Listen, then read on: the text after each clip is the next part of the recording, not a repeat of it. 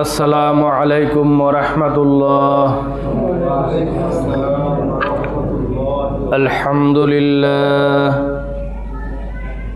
আলহামদুলিল্লাহি কাফা ওয়া সালামুন আলা ইবাদিহিল্লাযীনা ইসতাফা।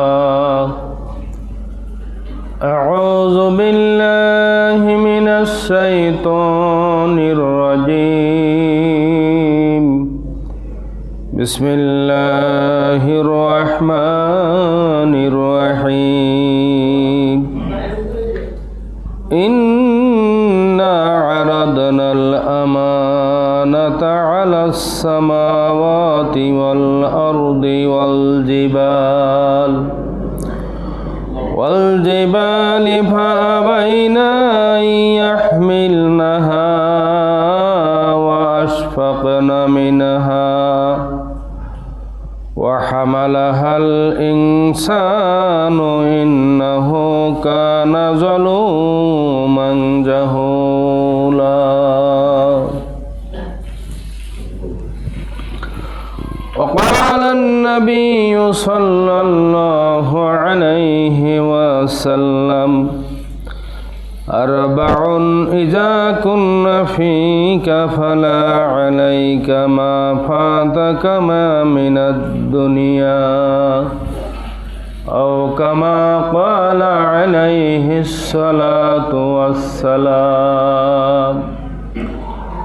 فقد قال الله تعالى في شان حبيبه آمرا ومخبرا. السلام عليكم. নামাজ সঠিক টাইমে পড়াবেন তো অনুষ্ঠান। ইন্নাল্লাহা ওয়া মালাইকাতাহু ইউসাল্লুনা আলান নবী ইয়া আইয়ুহাল্লাযীনা আমানু সাল্লু আলাইহি ওয়া সাল্লিমু তাসলিমা।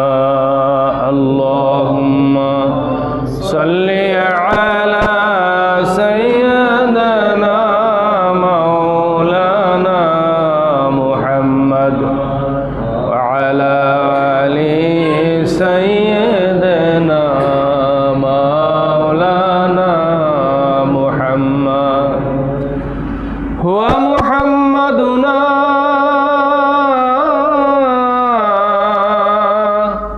হুয়া সাইয়্যিদুনা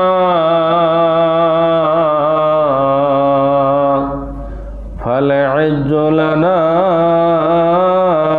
ইজাবাতিহি।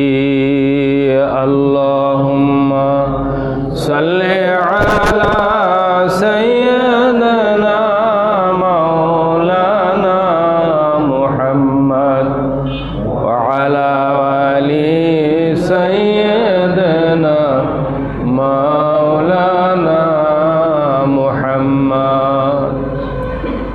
মুআজ্জাজ হাজিরিন, উপস্থিত অত্র মৌলভীপাড়া জামে মসজিদে আগত বিভিন্ন বয়সের মুসল্লিয়ানে কেরাম, শুরুতে আমরা মহান রব্বুল আলামিনের দরবারে শুকরিয়া আদায় করি যে আল্লাহ পাক আমাদেরকে তার হুকুমের সালাতুল জুমা আদায়ের জন্য মসজিদে আসার তৌফিক দান করেছেন। আমরা মহাব্বতের সাথে উচ্চারণ করি আলহামদুলিল্লাহ। দরুদ ও সালাম আকা নামেদার তাজদার মদিনা জনাবে মুহাম্মদ রাসূলুল্লাহ সাল্লাল্লাহু আলাইহি ওয়াসাল্লামের উপর।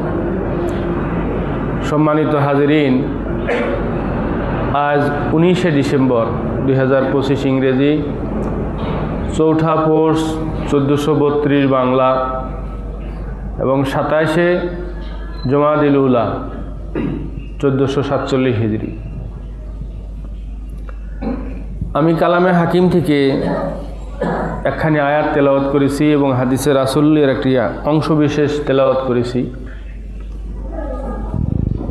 আল্লাহ সাহেব, আমরা আজকে একটু আলোচনা শুনবো আমানতের বাকি অংশ। আপনাদের মনে আছে গত জুমায় আমরা আলোচনা করেছিলাম আমানত সম্পর্কে, কেমন? তখন ব্যক্তিগত আমানত, বস্তুগত আমানত, পারস্পরিক আমানতের ব্যাপারটা আমি গত জুমায় কিছুটা আলোকপাত করার চেষ্টা করেছি। আজকে আল্লাহ রাব্বুল আলামিন তিনি একটা বিশেষ বিষয়ের উপরে গুরুত্ব দিয়েছেন যে এই আমানতটা কি এবং তার গুরুত্বটা কতটুকু, এবং সেটা মানুষের উপর দেওয়া হয়েছে। কালামে হাকিম থেকে আমরা শুনি, বিসমিল্লাহির রহমানির রহিম। আল্লাহ পাক বলছেন যে ইন্না আরাদনাল আমানাতা আলাস সামাওয়াতি ওয়াল আরদি ওয়াল জিবাল, যে নিশ্চয়ই আমি এই আমানতকে সুপর্দ করেছিলাম বা পেশ করেছিলাম আসমানের উপরে, জমিনের উপরে এবং পাহাড়ের উপরে। এখানে মুফাসসিরিনে কেরাম সকলেই একমত যে এই আমানত বলতে আল্লাহ পাক কুরআন মজিদকে বুঝিয়েছেন। যে আল্লাহ রাব্বুল আলামিন বলছেন কি, যে এই কুরআন মজিদ নামক আমানতটি আমি প্রথমে পেশ করেছিলাম আকাশের উপরে, আসমানের কাছে। তা আসমান অপারগতা প্রকাশ করছে যে আমি এটার ভর বহন করতে পারবো না। ফাআবাইনা আইয়াহমিলনাহা, সে ওটা ভর যে বহন করতে পারবে না, এই জন্য সে কি করেছে, অপারগতা প্রকাশ করেছে। ওয়াশফাকনা মিনহা, এবং সে এটার ভয়ে কেঁপে দিছে যে আমি কম্পন সৃষ্টি হয়েছে যে না, এত বড় দায়িত্ব আমি পালন করতে পারবো না। এরপরে আল্লাহ পাক আসমান থেকে নিয়ে কি করলেন, ওয়ালা আরদা, জমিনের উপরে এই দায়িত্ব অর্পণ করলেন, অর্থাৎ বা দিতে চাইলেন, যে কোরআন মজিদের এই দায়িত্বটা জমিনের উপরে আল্লাহ পাক দিতে চাইলেন। জমিনও ঠিক একই, সে এই দায়িত্ব পালন করতে অপারগ, এবং সে কম্পন সৃষ্টি হয়ে গেল যে না, আমি এইটার দায়িত্ব পালন করতে পারবো না, এটার ভার আমি বহন করতে পারবো না। ওয়াল জিবাল, এরপরে আল্লাহ পাক পাহাড়ের উপরে বললেন যে তোমার উপরে আমি এই কোরআন মজিদের দায়িত্বটা অর্পণ করতে চাই। পাহাড়ও কি করলো, যে এটার ভর আমি বহন করতে পারবো না, এবং সেও কি কম্পন সৃষ্টি হলো, কাঁপতে থাকলো যে না, আমি এই কোরআন মজিদের দায়িত্ব আমি বহন করতে পারবো না। আল্লাহ পাক বলছেন যে ওয়া হামালাহাল ইনসান, সবশেষে মানুষের উপরে আল্লাহ পাক এই দায়িত্বটা দিতে চাইলেন। মানুষ কি করেছে, সেই কোরআন মজিদের দায়িত্বটা বহন করেছে বা গ্রহণ করেছে, মানুষ সেটা গ্রহণ করেছে। ইন্নাহু কানা জালুমান জাহুলা, আল্লাহ পাক বলছেন যে সে অজ্ঞ, এই জন্য সে নিজের উপরে এই জুলুমটা চাপিয়ে নিয়েছে। যাই হোক, এটা এক প্রকার আল্লাহ পাক আমাদেরকে তিরস্কারের মতো করেই বলেছেন, কিন্তু পরবর্তীতে আল্লাহ পাক বলছেন যে তোমরা এই দায়িত্ব যদি পালন করো, তোমাদের জন্য পুরস্কার, এত বড় পুরস্কার আছে যেটা পাহাড়ের নাই, যেটা আসমানের নাই, যেটা জমিনের নাই। পুরস্কার, আপনি যদি যত বড় পরীক্ষা দিবেন, আপনার চাকরিটা তত বড় হবে না। যে প্রাইমারি স্কুলের পরীক্ষা দেয়, ও কি ম্যাজিস্ট্রেট হয়? কি হয়? প্রাইমারি মাস্টার হয়। যে হাই স্কুল বা কলেজের পরীক্ষা দেয়, সে কি হয়? প্রফেসর হয়, কলেজের প্রফেসর হয়। আর যে বিসিএস করে, সে ম্যাজিস্ট্রেট হয়, নাকি? এইটুকু তো আমরা বুঝি না। তো এই জন্য যার পরীক্ষা যত বড়, তার পুরস্কারও তত বড়। তা আল্লাহ পাক বলছেন যে মানুষ অজ্ঞতার খাতিরই হোক, নিজের উপরে জুলুম করেই হোক, এই কুরআন কারিমের মতো বিশাল আমানতকে তার ঘাড়ে চাপিয়ে নিয়েছে। এটার জন্য তার যদি সে সেই দায়িত্ব সঠিকভাবে পালন করে, তাহলে সে কী করবে, পুরস্কার আছে তার জন্য। জমিনের জন্য কি জান্নাত আছে? পাহাড়ের জন্য জান্নাত আছে? আসমানের জন্য জান্নাত আছে? অথচ আশরাফুল মাখলুকাত মানুষের জন্য আল্লাহ পাক কি করছেন, জান্নাত তৈরি করে রেখেছেন। এবং তার নিয়ামতের কথা হাদিসে কুদসির মধ্যে এসেছে, আদাতু লিইবাদিস সালিহিনা মা লা আইনুন রাত ওয়ালা উযুনুন সামিআত ওয়ালা খাতারা আলা কলবি বাশার। যে আল্লাহ পাক বলছেন যে আমি জান্নাতের মধ্যে তোমাদের জন্য এমন নিয়ামত তৈরি করে রেখেছি, যে নিয়ামতের কথা কোনো কান কোনো দিন শোনে নাই, কোনো চোখ কোনো দিন দেখে নাই, কোনো মানুষের অন্তরে তার ভাবনাও জাগ্রত হয় নাই যে নিয়ামত এত বেশি হতে পারে। সুবহানাল্লাহ ওয়া বিহামদিহি। তাহলে এত ভালো জিনিস, এত উত্তম জিনিস আল্লাহ পাক তৈরি করে রেখেছেন এই আদম সন্তানের জন্য, যারা কোরআনে কারিমের মতো এই মহান আমানতকে কি করবে, যারা পালন করবে, এটা অনুযায়ী যারা জীবনযাপন করবে। আচ্ছা ভাই, একটু আগে যে আলোচনাটা শুনলেন, বলেন কোরআনে কারিমের এই আমানতটাকে পাহাড় যে গ্রহণ করে নাই, এটার কি ওজন বেশি? এই জন্য এটা কি ওজন বেশি? পাহাড়ের মধ্যে এইটুকু জিনিস ওজন রাখলে রাখা যেত না? আসলে ওজনটা কিসের? দায়িত্বের। ওজনটা কিসের? দায়িত্বের। যে এত বড় দায়িত্ব আমি পালন করতে পারবো না, এত বড় বিশাল আল্লাহর এই হুকুম, এইটা আমি আমার পক্ষে বাস্তবায়ন করা আমার পক্ষে সম্ভব না। তাহলে বিষয়টা দেখা গেল যে এটা শুধুমাত্র বাটখারার বা ওজন না, এটা শুধুমাত্র দাড়িপাল্লার ওজন না, এটা হলো দায়িত্বের, এটা আমানতের ওজন। যে আল্লাহ রাব্বুল আলামিন এই কোরআনে হাকিমের মধ্যে 500 আয়াত নাজিল করেছেন শুধু আদেশ, 500 আয়াত নাজিল করেছেন শুধুমাত্র নিষেধ। এই 1000টা শুধুমাত্র আহকাম আছে, হুকুম, আর বাকিগুলা উদাহরণ, তারপরে বিভিন্ন ধরনের বিবরণ, বিভিন্ন ধরনের ঘটনা, বিভিন্ন ধরনের কিছু দিয়ে আল্লাহ পাক কোরআনে কারিমের মধ্যে 6666টা আয়াত নাজিল করেছেন। এখন এই 1000 আয়াতের যে আদেশ এবং নিষেধ, এইটা পালন করার জন্য পাহাড় অপারগতা প্রকাশ করছে, জমিন অপারগতা প্রকাশ করছে, আসমান কি করেছে এটার অপারগতা প্রকাশ করেছে। এখন এই জন্য তাদের জন্য জান্নাত নাই, তাদের জন্য ওই ধরনের কোনো পুরস্কারও নাই, কিন্তু মানুষ সেটা গ্রহণ করেছে, তার জন্য সেই পুরস্কারও আল্লাহ পাক সেভাবে তৈরি করে রেখেছে। এখন ভাই, এইটার মধ্যে কি আমানত আছে, আমাদের উপরে কি দায়িত্ব আছে, এটা যদি আমরা না পড়ি, এটা যদি আমরা না বুঝি, তাহলে আমি কি আমার আমানতের দায়িত্বটা পালন করতে পারবো? আপনি জানলেন না, এটা তো আল্লাহর পক্ষ থেকে একটা প্রেসক্রিপশন। এখন আপনি প্রেসক্রিপশন অনুযায়ী ওষুধ খাইলেন না, রোগের চিকিৎসা হবে। এখন প্রেসক্রিপশনই জানলেন না যে কি ওষুধের নাম লেখা আছে, সেই ওষুধ আপনি ঠিক মতো খাইলেন না নিয়ম মেনে বেলা অনুযায়ী সকাল বিকাল, তাহলে তো আর আপনার রোগ ভালো হবে না। হবে? ডাক্তার মনে করেন বড় ডাক্তারই দেখাইছেন, সুন্দর করে লেখা দিছে সকালে ইনজেকশন, ইনসুলিন দেওয়া লাগবে, দুপুরে এটা খাওয়া লাগবে, রাতে এটা খাওয়া লাগবে, তাই না? এরকম বলে দিছে। এখন মনে করেন আপনি ওই ভালো ইনজেকশন কিন্তু আইনা সুন্দর করে বালিশের নিচে রাখিয়া দিচ্ছেন, বা মানে ভালো ধরনের প্রেসক্রিপশন। যে আমি তো পিজি হাসপাতালে ডাক্তার দেখাইছি, বড় ডাক্তার, এই বড় ডাক্তারের প্রেসক্রিপশন যদি আপনি বালিশের নিচে রেখে দেন, আপনার অসুখ ভালো হবে? এই মেডিকেল মোড়ে যাওয়া লাগবে, যাইয়া ওই প্রেসক্রিপশনে কী কী লেখা আছে সেটা আনতে হবে, আবার নিয়ম মতো খাওয়া লাগবে। সকালেরটা রাত্রে খেলে হবে না, দুপুরেরটা রাত্রে খেলে হবে না, যে নিয়মে যেটা দেওয়ার কথা সেটা দিলে তারপরে না আপনার রোগ ভালো হবে নাকি? এটা আমরা বুঝি তো, এটা বুঝি না? তো আল্লাহ রাব্বুল আলামিন তো এর মধ্যে আদেশ দিয়েছেন 500টা, নিষেধ করছেন 500টা। এই 1000 আহকাম আছে এর মধ্যে, এটার জন্য আলাদা একটা তফসির গ্রন্থ আছে, আহকামুল কোরআন লিল জাসাস। আল্লামা জাসাস রহমতুল্লাহ আলাইহি তিনি শুধু অন্য আয়াতগুলা বাদ দিয়ে এই 500 আদেশ আর 500 নিষেধ এইটা একখানে করে একটা তাফসির গ্রন্থ রচনা করছেন, তার নাম দিয়েছেন কি? আহকামুল কোরআন লিল জাসাস। তাহলে ওই তাফসিরটাও যদি আপনি পড়েন, তাহলে আল্লাহ জানতে পারবেন আপনি আল্লাহ পাক কি আদেশ করছেন আর কি নিষেধ করছেন। এখন আপনি সেটাও পড়লেন না, এটা বাংলা দিয়ে একটা অর্থ সেটাও পড়লেন না, কিছুই পড়লেন না, আপনার রোগ ভালো হবে? রোগ ভালো হবে না। এই জন্য আমাদের রোগ ভালো হয় না কেন?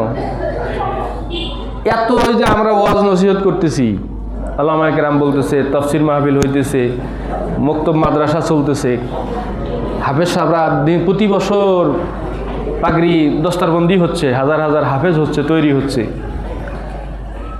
আলহামদুলিল্লাহ। তারপরে কোরআন তেলাওয়াত করতেছে হাফেজ সাহেবরা, ঠিক আছে, কিন্তু উপযুক্ত এবং সুন্দর আপনার ফায়দা হাসিল করার জন্য ওই হাফেজ সাহেবের কোরআন মুখস্থ করার পাশাপাশি কোরআন বুঝতে হবে, কোরআন বুঝতে হবে। তা না হলে কি হবে না, আসল যেটা ফায়দা, আসল যেটা উপকার, সেটা আমরা এই সমাজ, এই রাষ্ট্র, এই দেশ এটা অর্জন করতে পারবে না। এই জন্য কোরআন সবার বাসায় বাংলা কোরআন শরীফ, অর্থওয়ালা কোরআন শরীফ রাখবেন, তাফসির রাখবেন, সেগুলো সকাল বিকাল সময় করে একটু পড়বেন। যদি এই তাফসির না পড়েন, এই কোরআন যদি না বোঝেন, তাহলে আল্লাহর দেওয়া সেই আমানত আপনি বুঝলেনও না, আপনি পালনও করতে পারবেন না। আমাদের শয়তান কিন্তু সাধু বেশে আমাদেরকে কিছু ওয়াসওয়াসা দিয়ে রাখছে। সাধু বেশে ওয়াসওয়াসা কি? এই কোরআন শরীফ কঠিন জিনিস, এটার অর্থ পড়ার দরকার নাই, এগুলো আলেম ওলামারা পড়বে। আপনি পড়তেছেন রাহে নাজাত, আপনি পড়তেছেন মুকসুদুল মুমিনিন, আপনি পড়তেছেন মনে করেন যে ফাজাইল আমল, আপনি পড়তেছেন যে দিনিয়াত, আপনি পড়তেছেন দারাপাত, আপনি পড়তেছেন যে ইত্যাদি ইত্যাদি, আরও নাম বলার তো দরকার নেই। এইভাবে এবং শয়তান আপনাকে ওই ধরনের, ওটাও কিন্তু ভালো কাজের মধ্যেই, আপনাকে মনে করেন যে একটা মকসুদুল মুমিনিন পড়ার জন্য শয়তান উৎসাহিত করে আপনারা আগিয়ে দিল ওই পথে। এর মানে আপনি যেন আসল জিনিসটা না পড়তে পারেন, আপনি যেন আসল জিনিস পড়তে না পারেন। এই জন্য শয়তান কিন্তু সবসময় খারাপ কাজের কথা বলে আপনারা তো নিয়ে আসবে, মানে আপনারা তো ব্যবসাখানায় নিয়ে যেতে পারবে না, আপনারা তো সিনেমা হলে ঢুকাতে পারবে না। তখন আপনারে আর একটা এমন কাজ করাবে যেটা আসল কাম থেকে নকল কামের মধ্যে নিয়ে যেতে পারে, ওই দিকে আপনারা ধাবিত করবে। কথা আসলে বাড়াইলে বিভিন্ন দিকে চলে যায়, কেউ হয়তো মনে মনে কষ্ট পাইতে পারেন। এখন আসল কথা হচ্ছে যে আসল জিনিস পড়তে হবে, আসল জিনিস জানতে হবে, তাহলে আপনি আমানত যে কি ছিল আল্লাহর পক্ষ থেকে আপনার উপরে, দায়িত্বটা যে কি ছিল সেটা আপনি যেমন বুঝতেও পারবেন, আপনি সেটা পালনও করতে পারবেন। এই আমানতের মধ্যে গুরুত্বপূর্ণ একটা আমানত, একটা পয়েন্ট নিয়ে আজকে কথা বলবো আমি। আল্লাহ রাব্বুল আলামিন কোরআনে কারিমের মধ্যে দেখেন গুরুত্বপূর্ণ একটা আমানতের কথা বলেছেন, সেটা কি?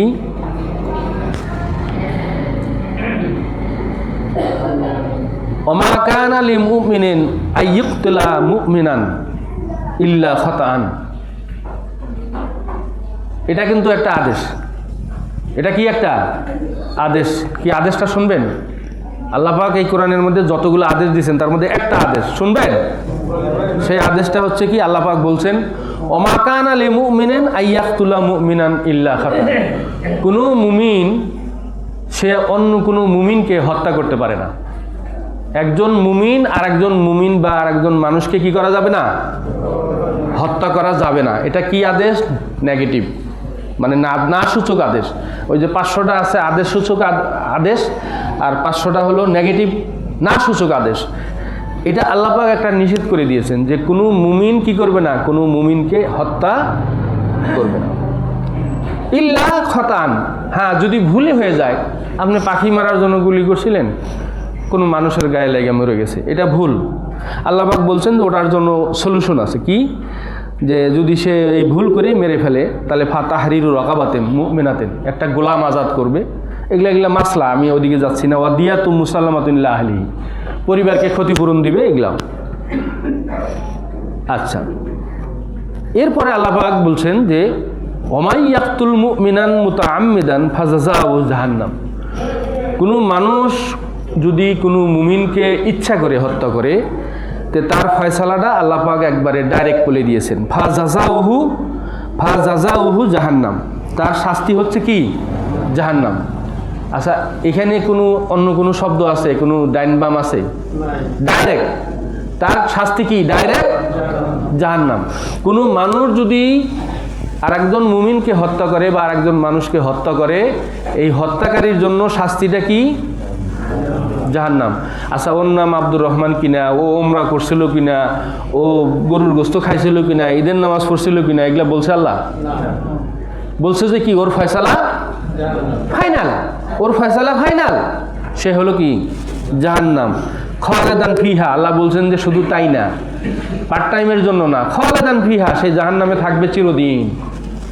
জাহান্নামে থাকবে চিরদিন। কোথায় ওর ওমরা, কোথায় ওর হজ, কোথায় ওর যাকাত, কোথায় ওর রোজা, কোথায় ওর নামাজ, সব বরবাদ, কিচ্ছু থাকবে না। আল্লাহ বলছেন যে সে ফাজাযাউহু জাহান্নাম, সে জাহান্নামে যাবে এবং খালিদান ফিহা, এবং সেখানে সে চিরদিন থাকবে। কোনো মাপ নাই, কোনো প্রকার কোনো এক্সকিউজ নাই, কোনো রিল্যাক্স নাই। এরপরে আল্লাহ পাক থামেন নাই, দেখেন আল্লাহ পাক আরো বলছেন ওয়া গাদাবাল্লাহু আলাইহি, আল্লাহ তার প্রতি মাকদুব, মানে আল্লাহ তার প্রতি কি? গাদেব, মানে রাগান্বিত। আল্লাহ তার প্রতি কি? ক্রোধান্বিত, ক্রোধ তার প্রতি। কেননা তো আমি জীবন দিয়েছি, তুমি মারলা কেন? কোনো মানুষ জীবন দিতে পারে কাউকে? কত রোবট আবিষ্কার করতেছে, কত পুতুল আবিষ্কার করতেছে, কত খেলনা আবিষ্কার করতেছে, জীবন দিতে পারছে কেউ? তা আল্লাহ বলছেন যে তোমরা যেটা পারো না, আমি সেটা দিয়েছি, তুমি সেটা কেন হত্যা করলে? আল্লাহ তার প্রতি গদব, মাকদুব, মানে রাগান্বিত, ক্রোধান্বিত। এরপরে আল্লাহ পাক আরো বলছেন ওয়ালাহুম, তার প্রতি অভিশাপ, লানত। কতগুলো শাস্তির কথা বলছে একজন হত্যাকারীকে। আরো বলছেন ওয়াআদালাহু আযাবান আযীমা, কয় খালি জাহান্নামে দিয়েই শেষ না, তার জন্য আমি এমন আযাব আযীম, এমন মহা বড়, এমন বিরাট এবং লোমহর্ষক, মানে এক কথায় কোনো বিশেষণ দিয়ে আমরা বর্ণনা করতে পারবো না, যে তার জন্য শাস্তির উপরে শাস্তি আমি কি করেছি, তার জন্য আমি নির্ধারণ করে রেখেছি। সম্মানিত ভাইয়েরা, এই পৃথিবীতে কি মানুষ খুন হইতেছে না? মারতেছে কিনা? মারতেছে। আচ্ছা, কেন কেন মারতেছে? ও কি জানে এই কোরআন শরীফ পড়ছিল, এই আমানত পড়ছিল? এই আমানত পড়ে নাই। কেন? জীবনে এর সাথে ওর পরিচয় হয় নাই। আমাদের প্রিয় একজন ভাই শরীফ ওসমান হাদি গত শুক্রবার নামাজের পরে 2:20 তাকে গুলি করছিল, আপনারা জানেন তাই না? গত রাতে ঢাকায় গুলি করছিল। আপনারা জানবেন কেমনে? মুরব্বীরা তো চোখেও দেখেন না, মোবাইলও দেখেন না, পত্রিকাও করেন না। শরীফ ওসমান হাদির অপরাধ কি ছিল বলেন? সে অন্যায়ের বিরুদ্ধে কথা বলতো, চাঁদাবাজের বিরুদ্ধে কথা বলতো, সে ভারতের বিরুদ্ধে কথা বলতো, ভারতের আধিপত্যবিদের কথা বলতো, ফ্যাসিজম, সাংস্কৃতিক যে আগ্রাসন, সেটার বিরুদ্ধে সে কথা বলতো।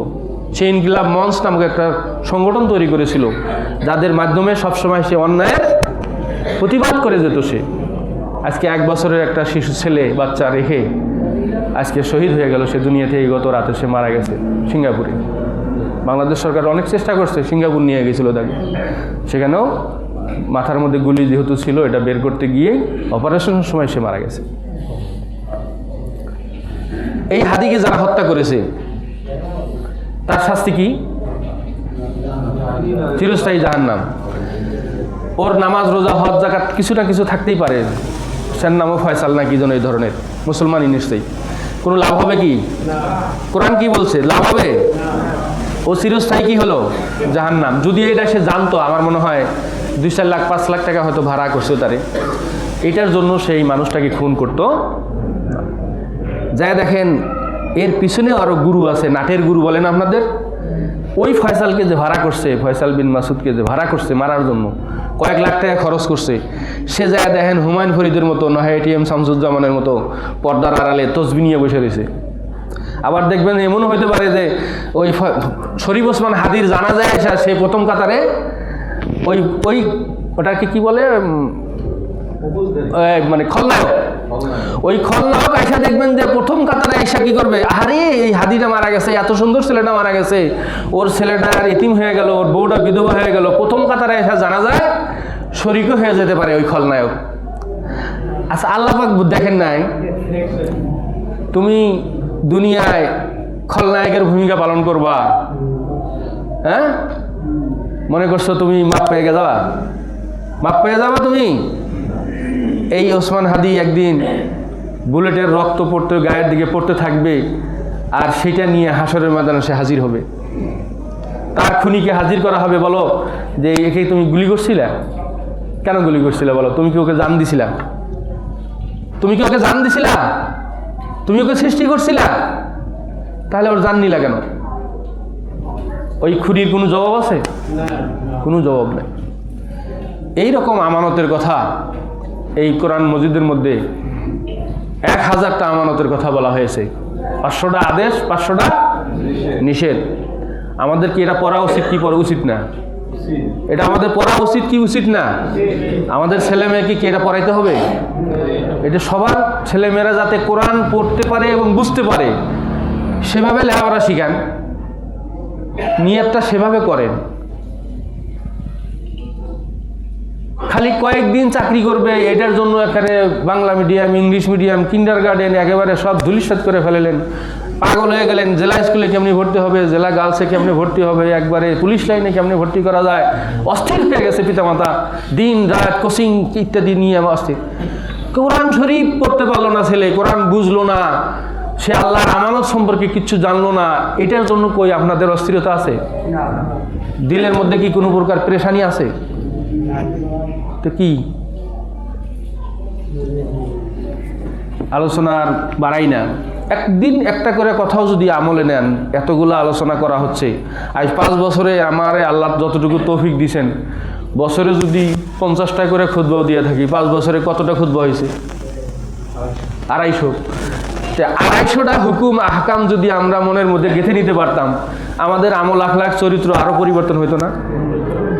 আসলে হয়তো আমার কথার তাসির নাই, হয়তো আমার মধ্যেও অত আমল নাই।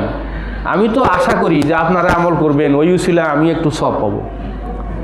আপনারা যদি একটু আমল করেন, ওই উসিলা আমি একটু সওয়াব পাবো, আমার একটু নাজাতের রাস্তাটা পরিষ্কার হবে, ক্লিয়ার হবে। তা আসেন, ছেলে মেয়েকে এই আমানত সম্পর্কে শিখা, কোথায় পড়লে এই আমানত শিখতে পারবে বাবা মা সেটার জন্য অস্থির হন। কয়দিন চাকরি করবে না কয়দিন কি করবে, ব্যবসা করবে, এটার জন্য আপনার এত অস্থির হওয়ার দরকার নাই।